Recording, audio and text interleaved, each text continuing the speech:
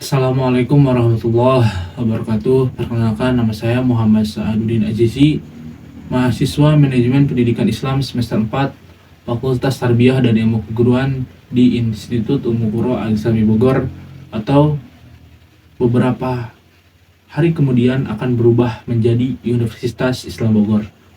Di sini saya akan membuat video tugas UAS dengan mata kuliah Manajemen Pesantren dengan dosen pengampu Dr. Ahmad Idofi SPD MPD. Beliau memberikan tugas 7 soal, tetapi sesuai dengan perintah beliau itu hanya 5 tugas yang harus dikerjakan. Yang pertama saya akan bahas yaitu konsep dasar manajemen pesantren. Manajemen pesantren adalah proses pengelolaan lembaga pesantren yang meliputi perencanaan, pengorganisasian, pelaksanaan, serta pengawasan untuk mencapai pesantren secara efektif dan efisien.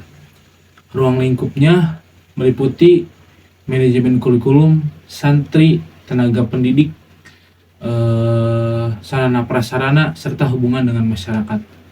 Dalam era modern, pesantren perlu menerapkan manajemen modern seperti digitalisasi, administrasi, dan sistem informasi. Namun, hal ini tidak boleh menghilangkan nilai-nilai khas pesantren seperti keikhlasan, kesederhanaan, dan kemandirian.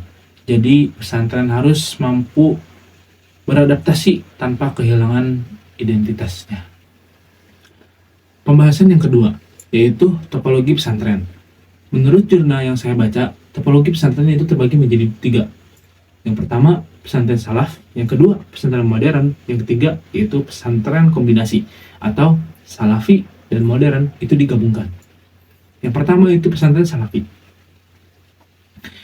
Pesantren salafi, mereka fokus pada kajian-kajian kitab kuning seperti Alfiyah,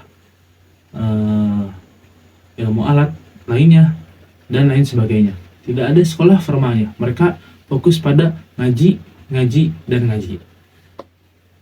Kelebihannya, mereka mampu menjaga ketradisionalan pesantren. Namun kekurangannya, mereka sulit beradaptasi dengan kemajuan teknologi. Yang kedua, yaitu pesantren modern. Sorry, tadi mau nyebut 3, ternyata masih nomor 2. Yang nomor 2, yaitu pesantren modern. Mereka memiliki sistem pendidikan formal seperti TK, PAUD, SD atau MI, SMP atau MTS, MA atau MA, dan lain sebagainya. Dan manajemen yang lebih terstruktur. Namun kekurangannya, mereka sulit menjaga ketradisionalan pesantren. Sedangkan untuk pesantren kombinasi yang pesantren salaf dan modern digabungkan, kelebihannya pada keseimbangan antara tradisional dan modern. Namun mereka membutuhkan pengelola yang lebih kompleks. Mau tahu pembahasan selanjutnya? Tonton videonya setelah iklan. Capek yang minum heula. Halo Sobat Minki, masih nyari kampus yang biayanya ramah di kantong, fasilitas yang lengkap, dan pilihan jurusannya banyak? Yuk gabung di Universitas Islam Bogor. Penerimaan mahasiswa baru tahun akademik 2026 sampai 2027 masih dibuka. Pembahasan yang ketiga, yaitu visi, misi, tujuan, dan panca jiwa pesantren. Nah, visi, misi, tujuan, dan panca jiwa pesantren ini itu harus disusun secara jelas, realistis, terstruktur, dan berorientasi jangka panjang. Selain itu, visi, misi, tujuan, dan panca jiwa pesantren itu harus mencerminkan panca jiwa pesantren, yaitu keikhlasan, kesederhanaan, kemandirian, ukhuwah Islamiyah, dan kebebasan yang bertanggung jawab. Artinya, setiap tujuan pesantren tidak hanya berorientasi pada hasil, tetapi juga pada nilai dan karakter santri. Nah, untuk yang selanjutnya, yaitu pembahasan yang keempat, yaitu manajemen akademik dan SDM pesantren. Manajemen ini meliputi kurikulum, santri, pendidik, dan tenaga kependidikan. Kurikulum harus mengintegrasikan ilmu agama dan ilmu umum. Manajemen santri dilakukan melalui pembinaan karakter, seperti kegiatan ibadah dan disiplin harian. Sementara itu, pendidik perlu ditingkatkan kompetensinya melalui pelatihan dan tenaga kependidikan. Bentar Pak, candi harus dikelola secara profesional. Dengan manajemen yang baik, lulusan pesantren akan memiliki keseimbangan antara ilmu agama dan keterampilan. Nah, udah yang terakhir aja nih, yang kelima, yaitu manajemen sumber daya dan inovasi. Pengelolaan keuangan harus dilakukan secara transparan dan akuntabel. Sarana prasarana juga harus dikelola dengan baik agar mendukung proses belajar. Selain itu, inovasi dan teknologi sangat penting, seperti penggunaan e-learning, media sosial, dan aplikasi administrasi.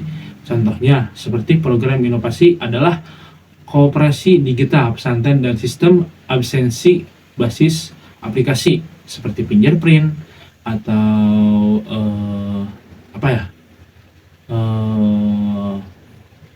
kayaknya yang saya tahu cuman fingerprint aja deh. Maaf.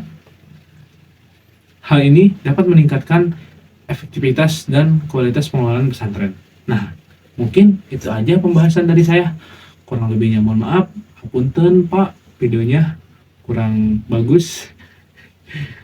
Wabillahi taufiq wal hidayah. Wassalamualaikum warahmatullahi wabarakatuh. Gelombang 2 dibuka sampai tanggal 26 Juli 2026. Khusus gelombang 2, kamu bisa mendapatkan potongan biaya SPS atau biaya pembangunan sebesar 33%. Jadi cukup membayar sekitar 2,8 juta rupiah. Belum sempat daftar? Tenang aja, karena masih ada gelombang 3 yang akan dibuka mulai tanggal 27 Juli sampai 5 September 2026. Untuk pendaftar gelombang ketiga, biaya SPS atau biaya pembangunan sebesar 3,8 juta rupiah. Jadi, masih ada kesempatan buat kalian jadi bagian dari keluarga besar UIB. Di UIB, kamu bebas pilih program studi sesuai passion kamu. Ada program studi keislaman seperti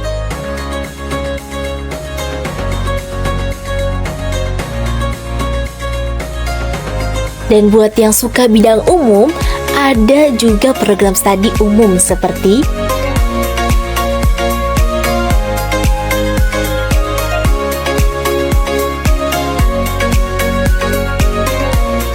mau lanjut S2, tentunya bisa juga, karena UIB membuka program Pasca Sarjana.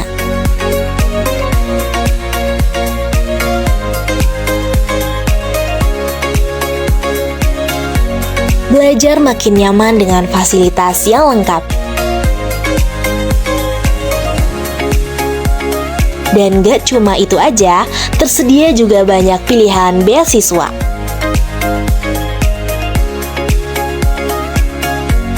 Buat kamu yang ingin kuliah sambil mondok, UIB juga punya pesantren mahasiswa dengan program unggulan seperti tahfiz dan kajian kitab kuning.